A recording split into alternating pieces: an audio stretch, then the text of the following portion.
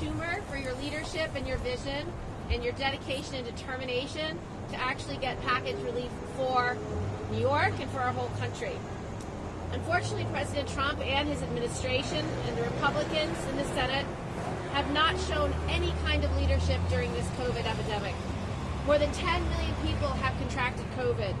New numbers of cases are spiking all across New York, all across the entire country. Here in New York City, we are seeing the highest rates that we've seen since June. Families are struggling. More than 45 million people have filed for unemployment during the pandemic, and countless more aren't sure if they'll be able to pay rent or put food on the table or provide for their children. Yet, Mitch McConnell continues to refuse to act. Chuck is exactly right. President Trump should be tweeting at Mitch, not us, because he's the one who's refused to act. Mitch McConnell has had a bill from Speaker Pelosi since May. He's refused to put it on the floor. He's refused to debate it. He's refused to even talk about it. He also doesn't support the kind of policies that we desperately need. He is so fixated on liability protection, he's unwilling to send the aid that is needed to the cities and states around this country that are without the resources to make sure our frontline workers can keep being on the front line. Meanwhile, President-elect Biden, Democrats in the Senate, and people across America know exactly what relief is needed and has been arguing for that for months.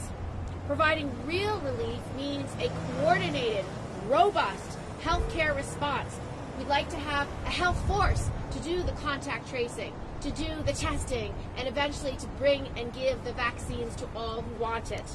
It's especially critical for the next few months.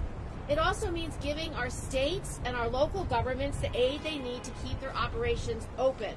Our public servants have been going above and beyond, meeting all the needs, but they can't do it without resources.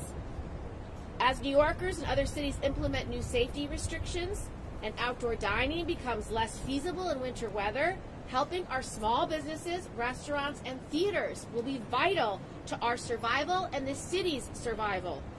Additionally, Congress has to provide more relief directly to families. That includes having a real national paid leave policy, because we are still the only industrialized country in the world that doesn't have access to paid leave. We also need to make sure that we have affordable daycare. Parents are scrambling. Daycare centers have shut. Before the pandemic, there was one slot for every 4 children that were needed. Now, there's one slot for every 8 children that need it. We also have to make sure the economic assistance programs that we established at the beginning of the pandemic that expired over the summer are renewed. We need to make sure that people get their unemployment insurance, and they need to get the extra supplemental insurance. It's critical that the next relief package has both direct cash payments and enhanced unemployment assistance so people can stay afloat during this crisis. And we have to go beyond that. Every month someone goes without work is another month they struggle to make their rent or put food on the table. Rental assistance is necessary to stave off the wave of evictions that we expect to happen. So we have to make sure partial federal eviction moratorium is scheduled well into the future, not just to the end of the year. That will be necessary to keep our families protected and safe. And last but not least, I have visited food banks all across this state, and I can tell you the lines go around the block, whether you're in the Bronx or whether you're in Brooklyn or whether you're in Queens, Manhattan, or in Staten Island. So it is necessary that we make sure food relief is part of this next package. In upstate New York, the car lines go on for miles. So people are struggling. So we need to expand the SNAP benefits and the pandemic EBT.